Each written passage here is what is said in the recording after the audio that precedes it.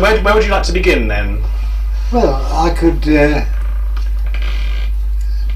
start off by saying that my life is really divided into certain periods. There was the period when I was a boy until I went to university, say, or until I went to the grammar school. Probably that would be the first thing. Yeah. And then at the grammar school and the university probably, and then as a doctor, and my first period as a doctor in Sheffield, first as a junior doctor, and then as a radium specialist, and how I became a radium specialist and that kind of thing, you see. And then at the London Hospital, and then in Oxford, and in each case I think we could talk about research in the department, my particular ideas for research, and clinical work, you see. And then after I retired in America, and then when I got back, before I came here, well, the first period is from when I first remember up to the time when I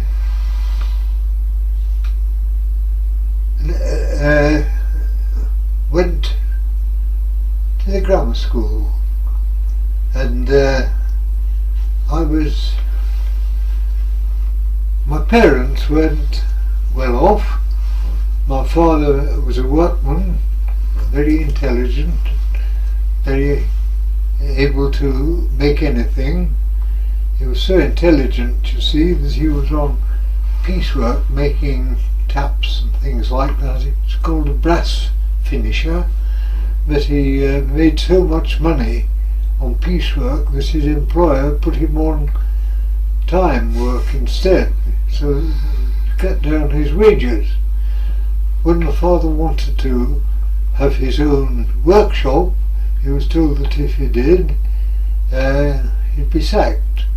Well, at that time he had a wife and 3 children, and he couldn't afford to be sacked. And they supplemented their income by chapel keeping. And the first thing I remember is living in the middle of Sheffield, as near the middle as you could get, I think, because the Wicker Arches was the middle, and Victoria Station at the LNER was there, and we lived in Stanley Street, and from the few yards down Stanley Street to the Wicker, you could see the Wicker Arches, you see, which was the biggest single-span arch in the world at that time, so my father said.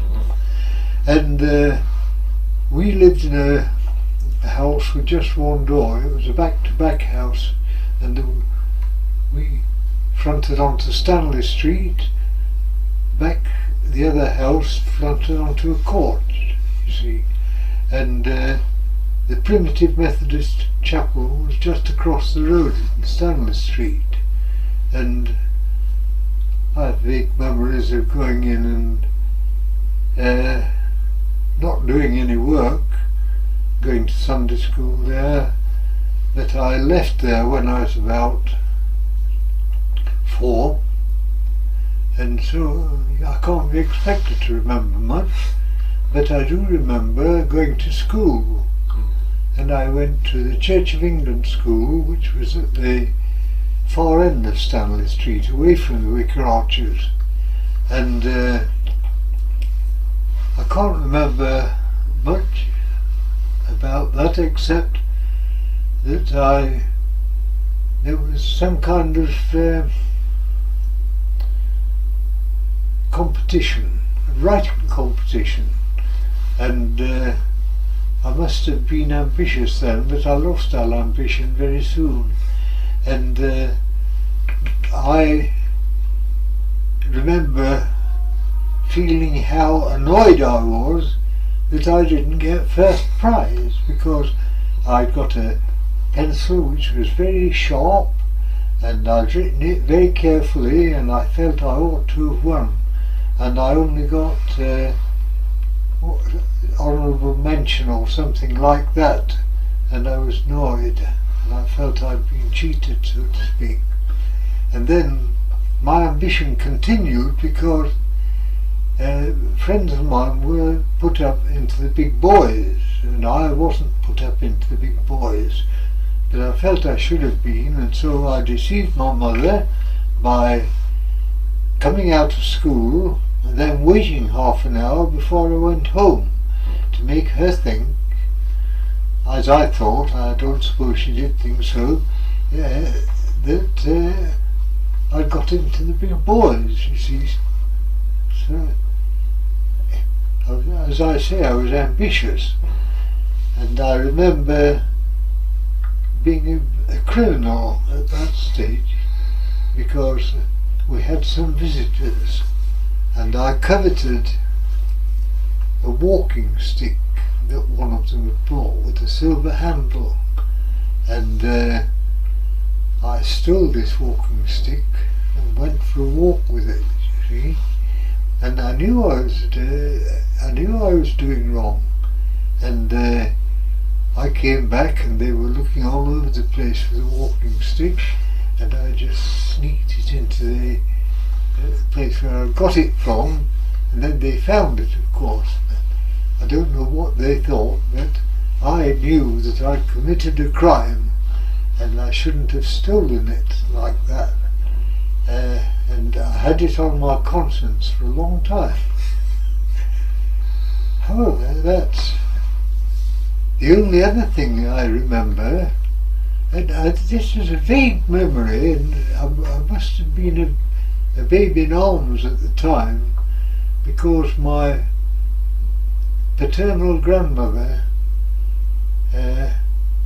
was nursing me, and I seem to remember her saying, "Bless his little round ears, his smelt Thelador is come to stop." And you know, that whether I just seem to remember that. The other thing I remember from that particular place is my Uncle Frank, my father's brother, having a farewell party at our house before he went to Australia, emigrated. And I remember I'd been sent to bed, but I got up and sat on the stairs listening to what was going on, you see. And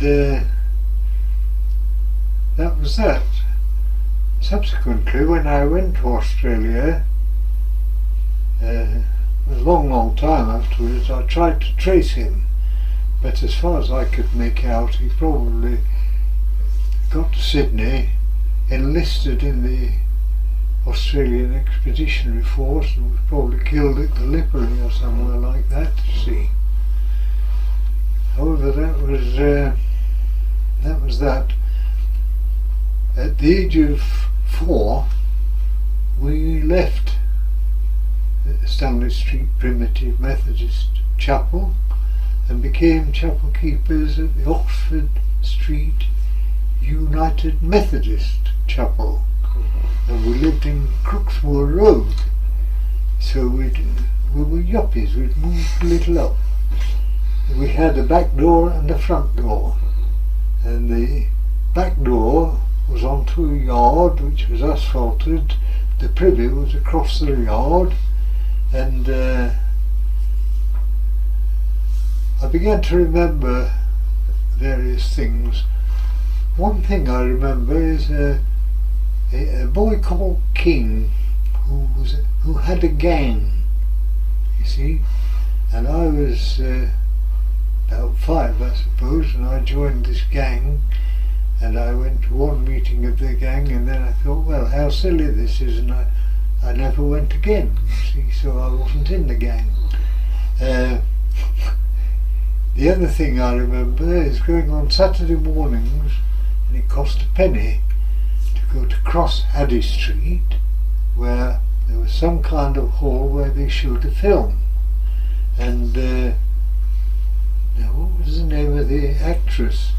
I mean, you'd see the film, she'd be left bound on the railway lines with a string coming towards her. Another instalment next week. And so I was anxious to get there and see how she got out of that. And at that stage, I remember my father bought me a book. It was called Giacomo, and it wasn't kind of book shaped. It was a bit longer, and it was about a Sicilian buccaneer or somebody. I don't know exactly what he was now. I don't remember much about it, but I learned to read with that. And I remember I used to be naughty purposely during the summer to be sent to bed, and it was light and I could read there without interruption by my brothers, I suppose. I was then 5, getting on for 6, and I had 2 brothers. One was 2 years younger than me and the other was 4 years younger than me. And well, they used to interfere with my reading and that kind of thing. And so if I went to bed as a naughty boy in the summer, I could read because it was still light. But there was no lighting upstairs. And downstairs the lighting was gas, and I remember gas mantles. They were called Welsbach or something, Welsbach,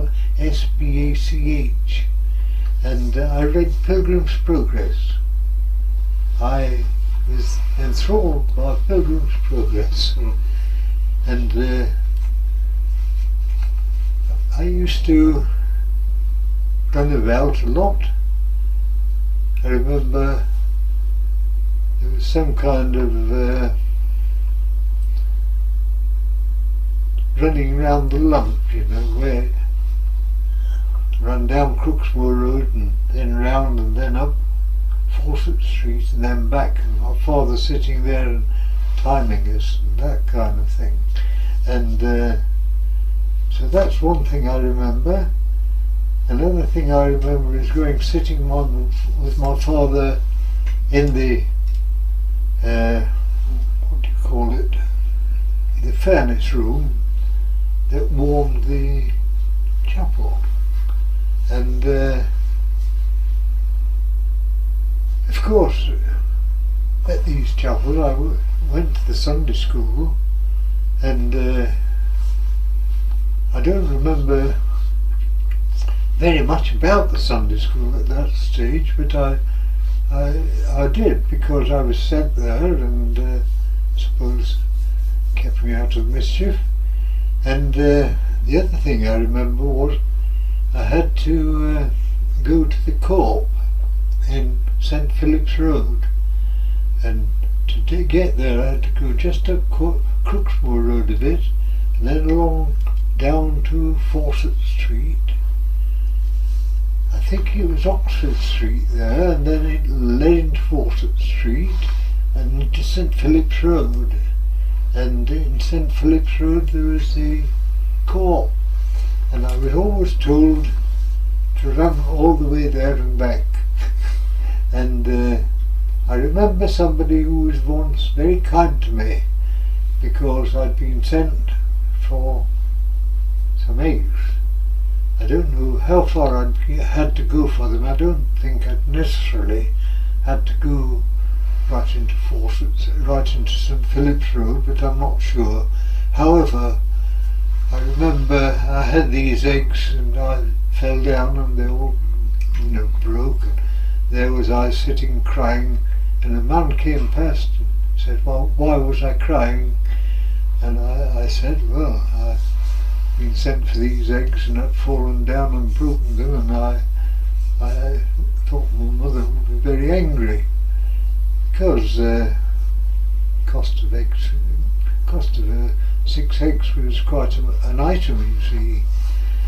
And he gave me enough money to buy some more eggs, and I've never forgotten. And I came back very carefully, and that was that. And there were some people who lived a bit further up Crooksmoor Road in a crossroad there, and they seemed to be rather better class than we were.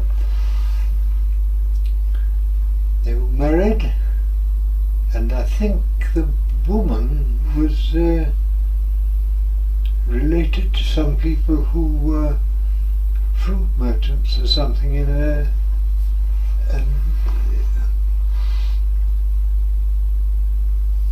had a stall in a market.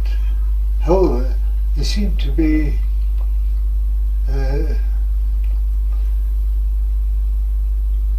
slightly more elevated social class than we were. But what I remember about that is that one day there was some muttering, and I felt quite sure that she'd run away from her husband with somebody else. I didn't know anything more about it than that, but it was my first introduction to the seamy side of life, you see. And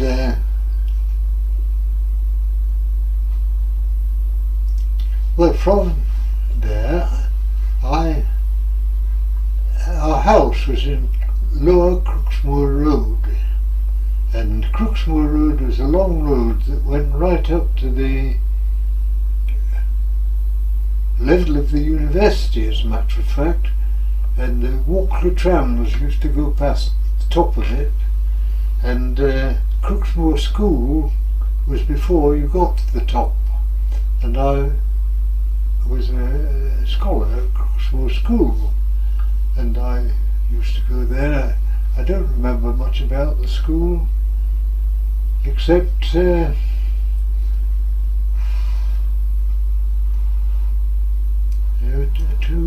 I don't remember much about the actual schooling at all, but I remember a fight that I had with a boy, and I remember Miss McLaren. Miss McLaren was a teacher. She was Scottish. She belonged to the Presbyterian chapel, and she enlisted suitable boys to take part in the choir at the Presbyterian chapel. Well, I was quite Catholic in my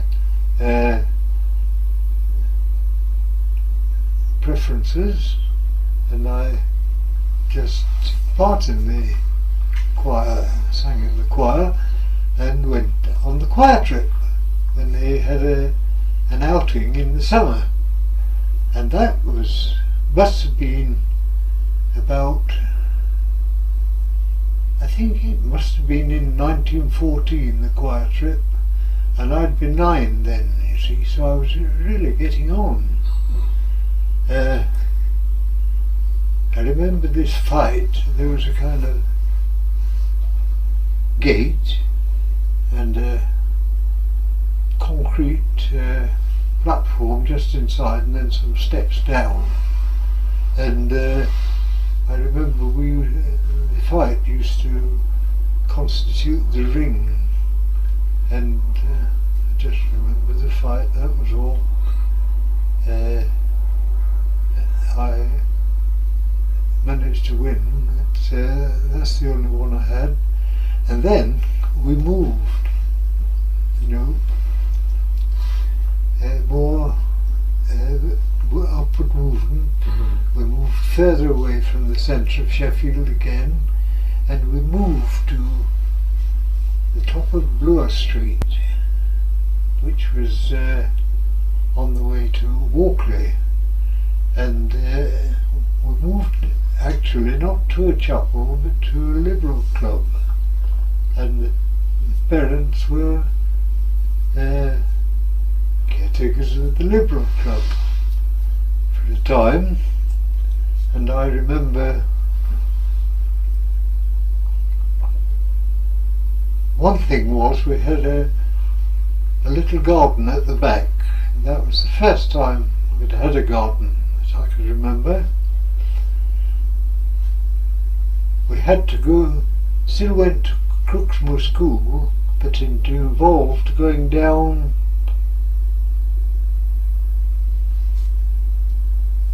a big hill. I should remember the name of it. To Springvale Road, and then Springvale Road, then Ashbury Road, and then Crooksmoor Road to the school. You see, it was, I suppose, about a mile or so. And we used to go there, myself and my second brother, the brother, not the youngest, he wasn't old enough to go to school. And went all right, but I do remember one instance when I had to almost carry my brother to school because my father had really whipped him, and he'd done this in a temper because my brother had done something he'd been forbidden to do. He stood on the stool to get something off a high mantelpiece, and you know the mantelpiece consisted of I suppose a stone slab with a wooden piece on top of it and various things on that, and the wooden piece overlapped a little, and it was just over the fireplace. And my brother climbed on the stool to get something off the mantelpiece, something he'd been forbidden to do, and he got hold of the mantelpiece and pulled it down and fell down. He got a small coal, got a little blaze on his. Father just came in and smacked that. And then he tore into him, said, "You've been told not to do that." And he was really angry because he felt it could have been very serious indeed. But I remember that now because he was so miserable and possibly a little sore that I almost carried him to school. But that's as much as I remember of that.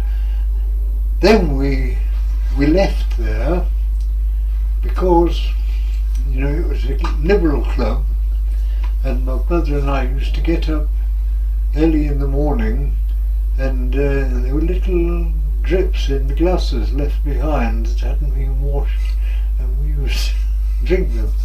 And my father found us doing that one day, and I heard him saying to him, "Mother, we shall have to leave, we can't have this." And so they got another job as chapel keepers. And I know that they did that to take us away from this little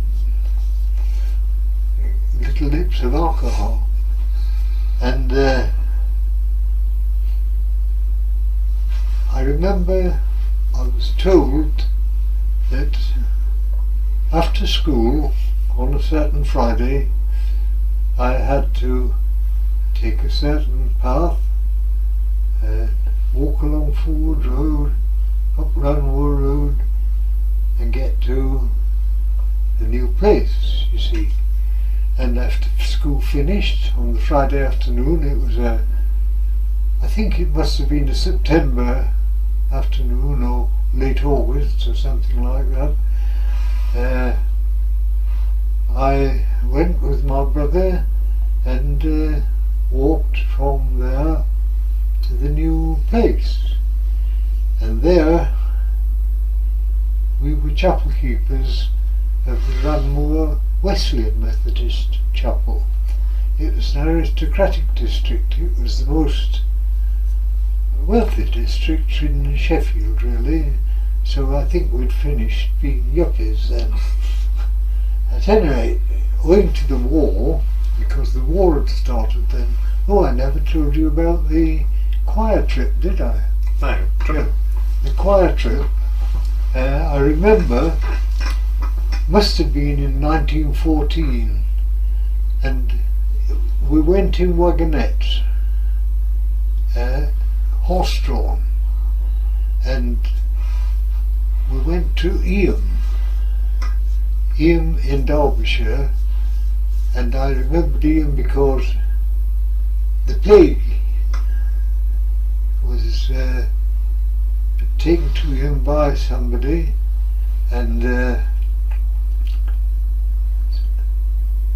that of course was in the 1600s, and I remember I'd got not very much money, but I bought a little cat, a celluloid cat about that size for my mother.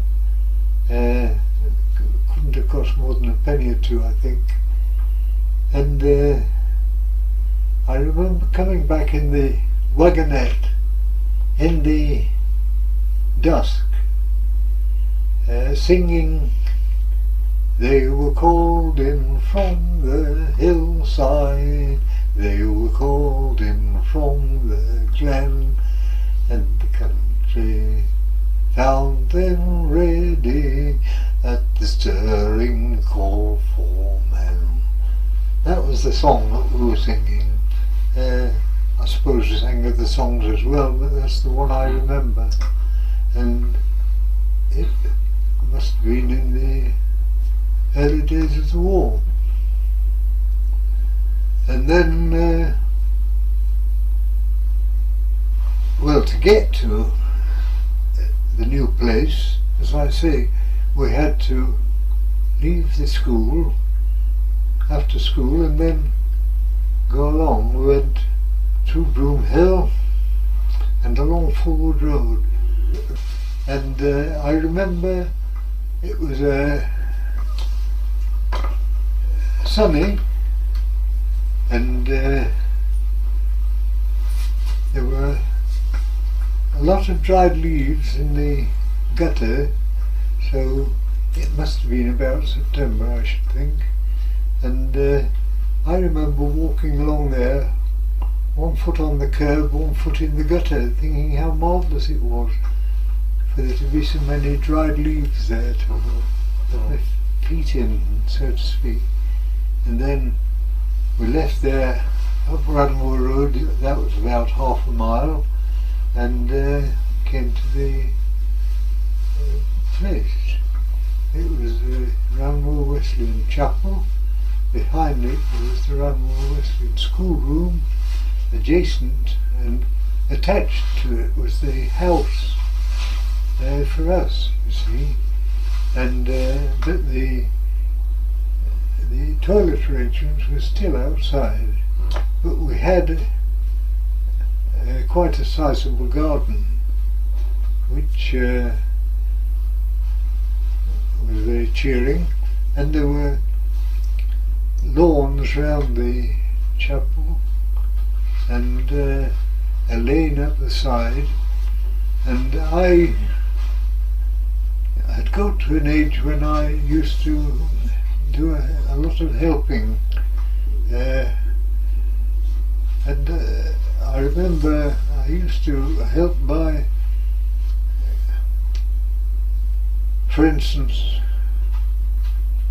coke for the furnaces of the chapel. We tipped in the road outside, and I used to have a wheelbarrow filled up and wheel it right round and tip it down the back, and that was one thing I remember doing, and another thing I remember doing is that for the schoolroom and for the house, things used to be tipped in the lane that went up alongside, and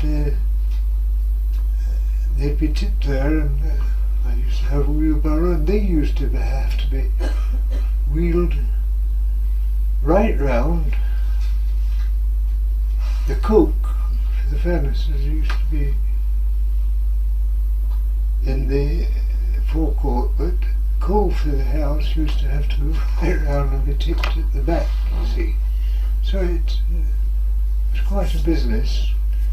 I suppose it helped to keep me out of mischief,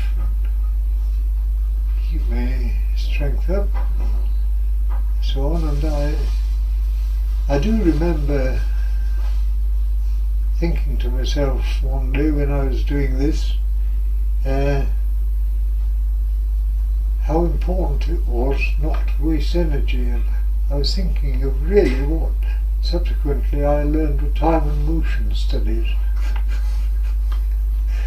You know, so as to be as economical with the movements as possible.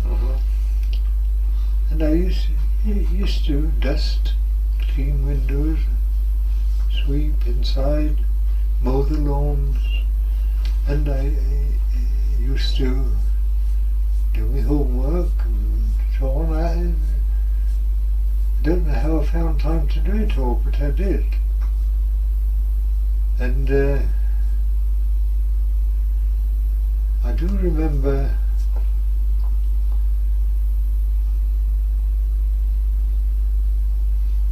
feeling angry with one of the people belonging to the congregation. I can't remember the details now, but it must have been some kind of collection for a charitable purpose or something of that kind. And Mr. and Mrs. I can remember their names, you see. Mr. and Mrs. Lawson came round and said, would I ask my mother to see that these things were collected from their house? And I was angry. I said, you've got a car, why on earth couldn't you bring them yourself? And they went and fetched them. I don't know, I must have been, I don't know exactly how old I'd been. I might possibly have gone to the grammar school at that stage, you see. But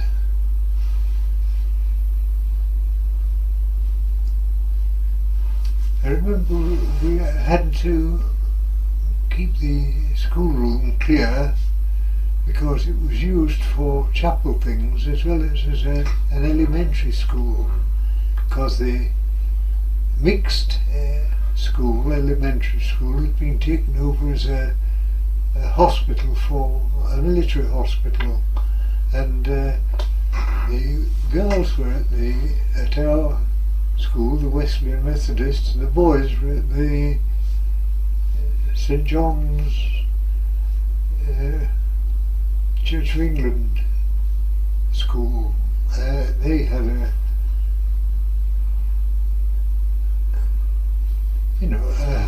a room, a big room. I don't know what you'd call it. I do know, but I've forgotten just now.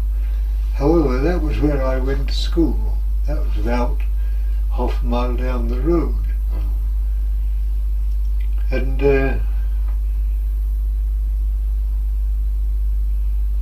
well, we had a backyard, and we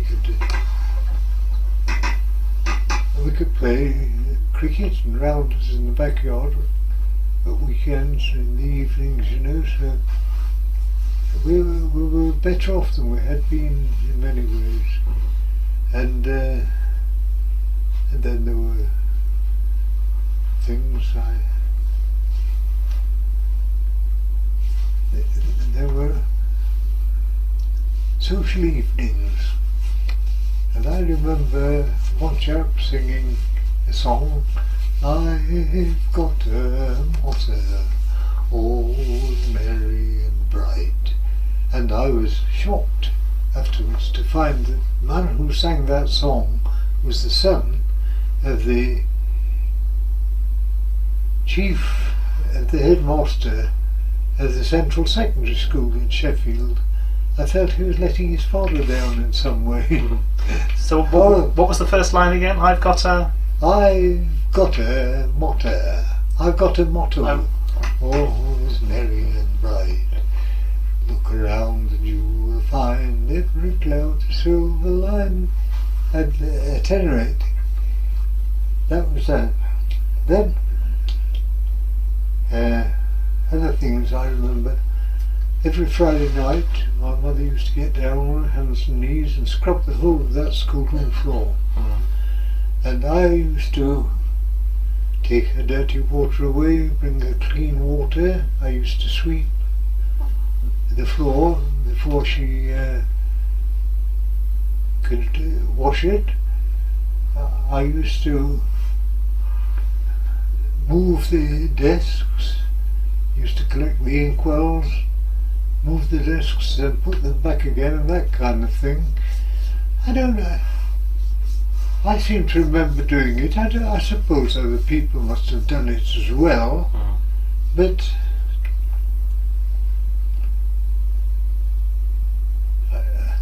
I don't really.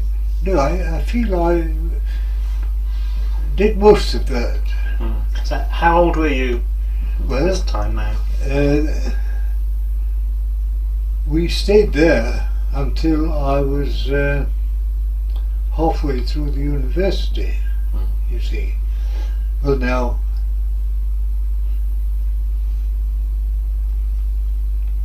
I remember lots of things. There used to be a Whit Monday parade, and they paraded under a banner all the way to King Edward VII School, where there was a sing-song in the grounds, and somebody conducting and that kind of thing. And then there was some kind of singing that went on in the chapel. I've forgotten what that was called, but the boys and girls used to sit on a platform and sing with somebody conducting them, and there'd been rehearsals before to make sure we did it properly, that kind of thing, you see.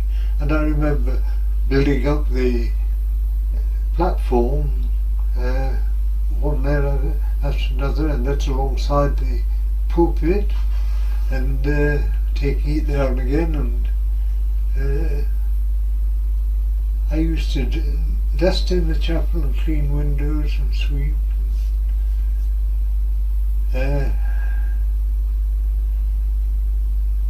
Then I used to blow the organ,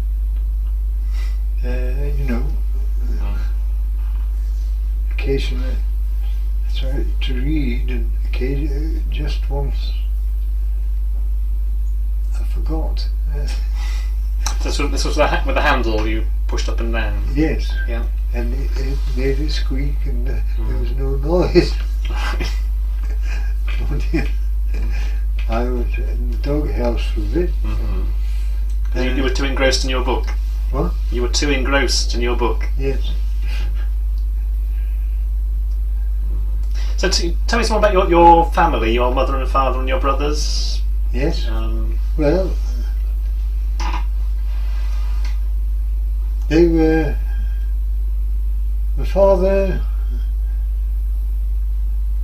I think, had been a bit of a lad before he got married.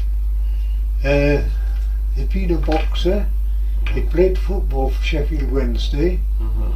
He'd been a runner, and then he got married, and he never seemed to do anything of that kind then, but he was still very handy I remember, for instance, there was one big Irishman who used to get drunk and terrify the neighbourhood, wandering about with a hatchet, you know. And my father said, I'll settle him. And he just went out one day and he hit him once under the jaw and was out. I mean, he really was, I think, pretty good boxer, you see. And, oh dear, I used to go on the moors. This schoolroom, there were several classes in one room and separated by curtains only. And we had a teacher called Miss Raby in Standard 5. And I don't know, I think that's all the standard I remember. And, well, when I went there I must have been nearly 10, you see. And at any rate, I was 2 standards lower than I should have been for my age, because I'd been in one school and another school and then this one. And the headmaster came up one day to ask my parents if they'd like me to try to get into a secondary school, because he said this was the last possible year for me to take the 11 plus. I don't know whether they called it that then, but that's what it was. And I had to, well, I decided when I was 5 that I wanted to be a doctor, and I'd never changed my mind. My parents were very keen on my having some secondary education, and actually my father had had an encyclopedia, a Harmsworth encyclopedia. It taken it in fortnightly parts, I think, and then it had them all bound. And I found that was invaluable for looking things up. And, well, they said they'd like me to go to a secondary school, and then he said, well, we'll provide you, Frank, with old examination papers from King Edward VII school examinations and the central school examinations. There were 2, you see. And he can work into the weekends, and Miss Raby will help him with them during the week. Well, that's what happened. For 2.5 months, Miss Raby stayed after school Monday, Tuesday, Wednesday, Thursday and Friday for about an hour and helped me with my work until the exams. Right, I guess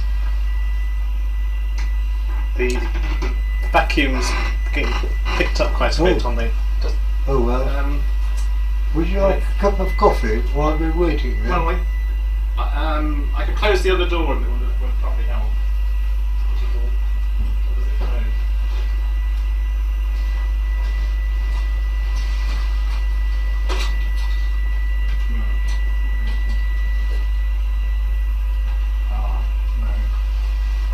See if we can close your other door, but it doesn't close very easily, does it? Shall we have a bit of pause then? What? Shall we have a tea break then? Let's have a cup. Yeah. Would you like coffee or tea?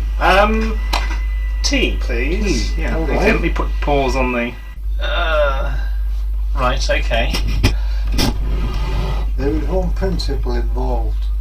My mother didn't believe in too many names, so all the boys had one name each. Mm-hmm. I was Frank, Norman, Edwin, you see. And actually there was an elder brother who died when he was about 2.5. He died of scarlet fever. And well, he must have been the apple of my parents' eyes, because they realised that he was bigger and stronger, more intelligent and better looking than I was, they kept on telling me. And I remember making allowances for them. When they told me that, I remember them telling me that. Must have been when we were at Crooksmoor Road. So I was only about, 6 or 7 when I was told how marvellous he was. That I made allowances for them. I thought they must have thought he was marvellous. What was his name? Can you remember? James, after my father. Right. So Norman was the middle one. Of you? Of the three. Yeah. Norman, Frank, I was the elder. Yeah. Norman was the next. Yeah. And Edwin was the third. So tell me about your mother. You've not really talked about your mother very much. What? Can you tell me a bit about your mother? You've not really mentioned her very much. Well, she was the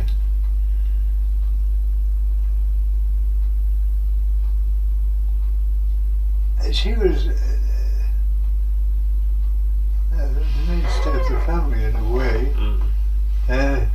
My father was as well, but my father was very quiet. He felt he was absolutely dependable. He didn't drink, smoked a pipe.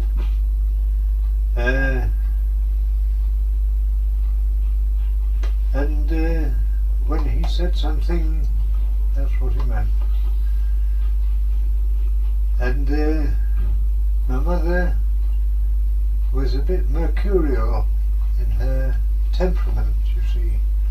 I mean, for instance, if she became annoyed with you, she'd smack you straight away. And then she'd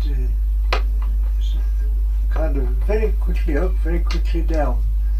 But I never felt that they didn't love me, you see. I had that feeling all the time. And so, well, I think it's, I think that kind of attitude of your parents has a big effect on the way you are yourself later. So we were talking about the 11 plus. Well, there were 2 examinations. The one for King Edward VII School was just 5 scholarships. And they were good scholarships because they provided some money, they provided books, and provided tuition. There were only 5. The Central Secondary School, there were about 25 places, and well, you got in, and if you got in, you got free tuition. But that was that. But the King Edward VII School things were the plums, so to speak. And as it happened, I got the 3rd scholarship in Sheffield, much to everybody's surprise and some people's disgust. Well, it was very good because it provided a bit of money to help the family, you see. And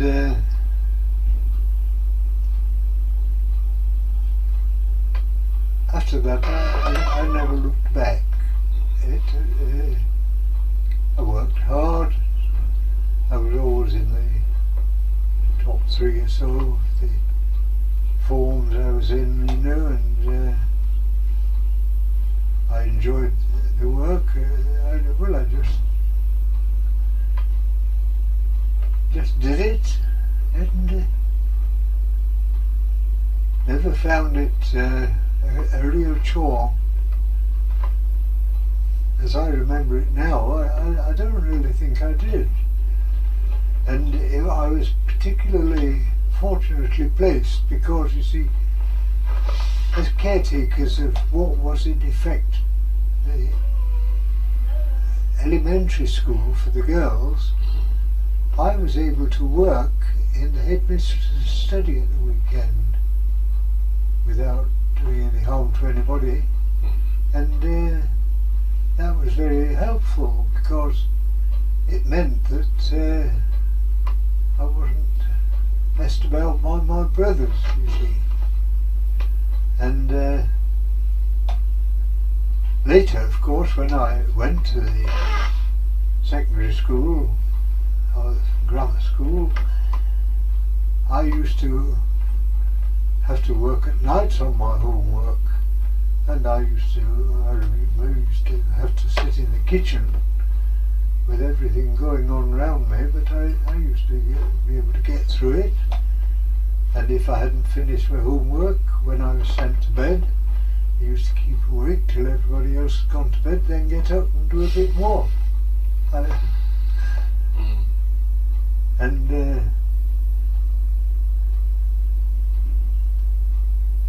well, I enjoyed it really, and there were one or two little difficulties. One or two people who came to the chapel had boys who also went to King Edward VII. Well, that's taken us to going to university. What? I say that's taken us as far as going to university. Yeah, more or less. Yeah. I mean, is there anything about your childhood and growing up and things that you haven't mentioned? Yes. Well, at King Edward VII school, we had I was in Form 2D at first. There was a schoolmaster called Gaskin, and he was very keen on taking the form out into the country, letting them commune with nature and so on. And I remember one instance. It was Whitsuntide, and on Whit Monday we were all to meet. It was, if we wished, I mean, there was nothing compulsory about it, at the Midland station, get a train to Hope, and then walk from Hope to Castleton, and then lay about in Castleton and on Mount Tor, which was the Shivering Mountain, then go back in the evening, catch a train back to the Midland station. Well, I hadn't much money, and I decided that I couldn't afford the train fare, and so I got up early and left home about 5 o'clock and walked across the moors to Hope and met the others when they got there by train, and then went and played about on Muntor and so on, and then saw them back on the train, or at least saw them off towards the train. I didn't go right to Hope, and I walked back home, so that in addition to playing about in the Hope Valley and at Castleton, I walked about 24 miles across the moors beside, and didn't think anything of it. I must have been quite a little tougher because I didn't think it would be something tremendous or anything. I just thought it was something I'd do because I couldn't afford the fare. And I remember coming across the moors and seeing spiders' webs on the bushes with dewdrops on them, you know. I mean, it's a picture I've never forgotten.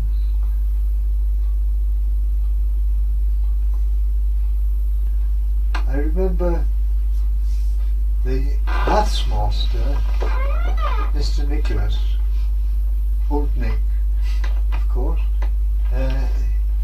must have been pretty good, because he had at least 2 people I knew personally who got open maths scholarships to Balliol, and I think he got others before that.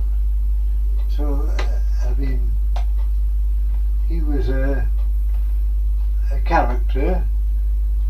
He wore a sports jacket, collar and tie, flannel trousers, grey flannels, brown shoes, white spats, and a cap. And he used to set us some work and then go out for about 20 minutes, presumably to the staff room, have a smoke, come back, and then we had to go through the work. And we had to be able to tell him the first thing we hadn't understood.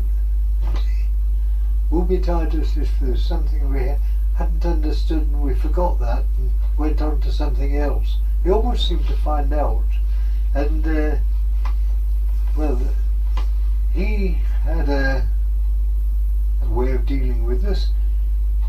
When he wanted to punish us, he said, you can have a choice, either 4 slaps on the face or 4 quarter of an hour's detention.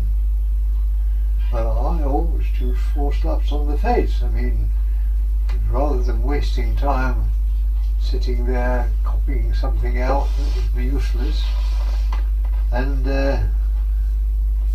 not that I was very bad, but on one occasion I was hoping to get into the school cross-country team, and I think I was about 15 at the time, but I wasn't very big. I grew quite a bit after that, and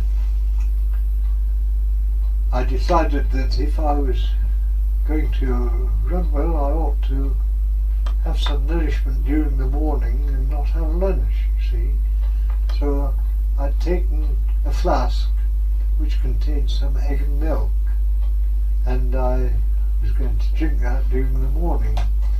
Well, in the maths period, old Nick, as usual, went out, and I outdid my flask. I was just drinking out of it when he came back. He'd forgotten his matches. The only time he'd ever come back. And oh well, I mean, he couldn't allow that, see. He got me out and he gave me an option of 4 detentions or slapping my face, and then another 4 detentions or slapping my face, and then an afternoon detention or slapping my face. No, he didn't give me an option of slapping my face for that. He said, you do 4 detentions, wasted Wednesday afternoon. And I explained to him why I was doing this, you see, and he said to me, as we were leaving the classroom afterwards, he said, if you get into the team, I'll forgive you the detentions. Well, it was a nice bright day, but it had been quite wet, and some of the run was across ploughed fields. Well, you know what ploughed fields are, and you pick up more and more mud with each step. And for me, rather a small chap, it was very hard work. And I came in 9th. I just missed it. And I thought, well, that's that.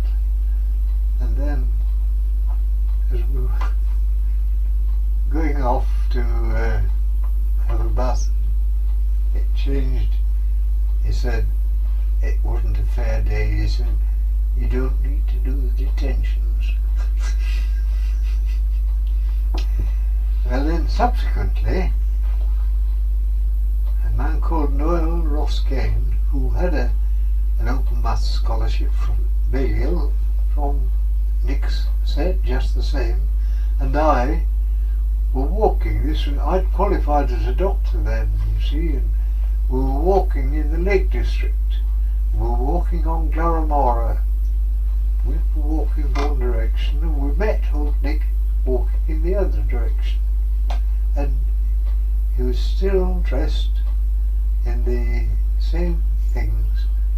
Brown shoes, white spats, flannel trousers, sports jacket, cap, pipe.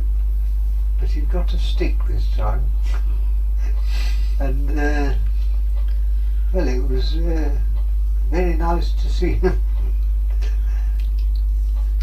So, can we talk a bit about your time at university and medical school? Yeah. Well, at the university, now,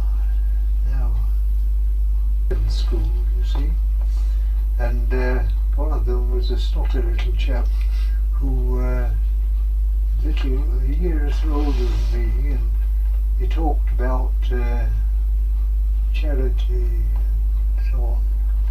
So we settled it one day in the Fives Quarter, and he hadn't enough handkerchiefs to deal with the hemorrhage from his nose. But we never had any further trouble. Mm-hmm. So when you said he talked about charity, Well, what do you mean? Most of the pupils at King Edward VII School were people paid for by their parents. Mm. There were 5 scholarships. Yeah. He considered that winning a scholarship and being paid for was charity. And he went to the chapel, and I was the son of the chapel keeper. Mm. And so he kind of did a bit of this, you see. But he didn't do much after that because his nose wasn't so, it was a bit more sore, I suppose. However, I got on all right. I became captain of the house I was in, Haddon. The houses were named after big houses round about, Chatsworth, Haddon, Welbeck, Linwood, so on. And I was captain of Haddon for about 4 years before I left school, you see. And in my last year at school, the headmaster asked me to be captain of football. Well, I wasn't as good a footballer as lots of people. There were 3 people in the team that I captained who went to Oxford and one to Cambridge and got blues the next year. So they must have been pretty good, you see. But I was captain and I made them do as I said. If we had training sessions at lunchtime in front of the school, you see. That was something unheard of. But I kind of disciplined them a bit. And we won every game we played except against the old boys. And the old boys were pretty good and heavier than we were. And I remember one chap who was a really brilliant centre-half in my opinion. He played centre-half for Oxford University and the Corinthians after that, and was secretary of the Football Association or something. And he was Mardy. Do you know what Mardy means? Well, he was. And on the day we played the old boys, I think it was Boxing Day, and it had been a cold winter. The school pitch was on a slight slope, sideways, and it was covered with ice. And he said he didn't want to play that day, so he didn't play that day. And I had to play centre half, and I'd sprained my ankle only 2 or 3 weeks before, and well, I wasn't as good a centre half as he was by any means, but well, I just tried. We lost 5-0, and I got a cut here from somebody's studs on the leg. I didn't realise I'd got it until after the game finished, and then I found my boot was full of blood, and I'd got this gaping wound. I've still got a scar there, and well, we lost. And well, what I used to do is, people said they didn't want to play unless they got a very good reason. I left it out for a game or two, and we did beat all the other schools. And for the first time, after that, we got a fixture with Repton, and Repton was the soccer school of the public schools, you see. And they've still got a fixture with Repton, but they only got it after I'd been captain that year. So you're quite a sporty. What? You were quite a sporty character. Oh well, I liked playing football, and I liked playing cricket, but I wasn't very good at cricket. The reason being that my stereoscopic vision was affected. You see, if you feel here, you see there's a scar. Well, just above your eye, yeah. Okay. And if you feel that my there's a notch there where the bone was bumped. Oh, just on your eyebrow. Yeah. Oh yes. Yeah. That was due to I was coming back from football.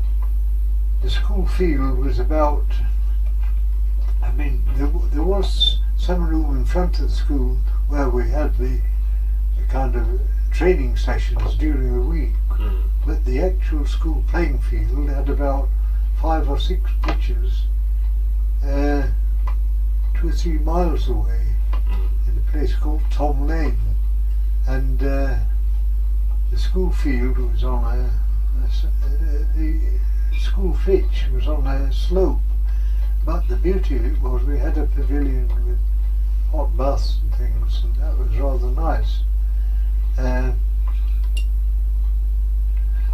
So you mentioned you thought of being a doctor from when you were 5. Yes, yes, I never changed my mind. Right, can you remember what... Never wanted to be a fireman or a policeman or anything else. Can you remember what got you interested in being a doctor? No. Right. I just wanted to be a doctor. I suppose it may have been due to the fact that when we were ill, the doctor came to see us, and I thought he was doing a good job, you know, that kind of thing. I don't know.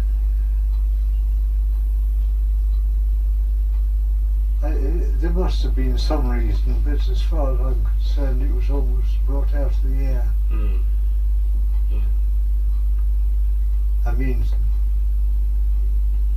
I was asked once why I wanted to be a doctor. I've forgotten who asked me. I just said I wanted to help other people, which was true. And as I say, I never had any personal ambition except to do the job. And I never felt that I wanted to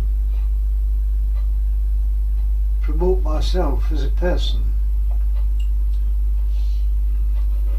So how did you get on with your brothers? You've mentioned your brothers. They used to kind of disturb you when you were working. Yes, well, one of them you've seen on the wedding photograph. He looked exactly like me. So who was that? Well, that was Norman. No, that was Edward. That was Edward, the young one. And he was 4 years younger than me. Yeah. But he was so like me, I was so like him, that we used to be mistaken for each other by people who knew us well, you see.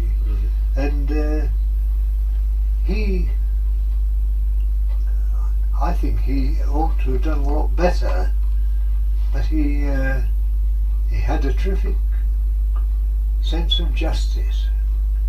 He got a place at the Central Secondary School, and well, that should have set him on the way to all kinds of things. And I think in his second year somebody copied his work, and the schoolmaster got them both there and accused Edwin of letting him do it. Edwin said he hadn't let him do it. He'd gone into his desk and done it without his knowledge, and the form master didn't believe him. And so Edwin said, "If that's the kind of person you are, I'm leaving school." And he left and started doing the same kind of work as my father. He really had a terrific sense of justice, but he was stronger than I was. I mean, he used to play football as an amateur for Sheffield club. He used to play tennis, and the Sheffield Telegraph Cup was quite a thing. It was a kind of local championship, and he got into the final, and he was winning, and the strings broke in his racket, and he hadn't got another racket, so he lost. But I think he was, Wimbledon material, really, if he'd had the support, financial support, and that kind of thing. And there's a man called Roger Taylor who manages the English Davis Cup team, I think. Well, he was a boy and used to call my brother Mr. Ellis, because his mother used to play tennis with my brother in a mixed doubles, that kind of thing. So Roger Taylor learnt his tennis a lot from his mother, you see. However,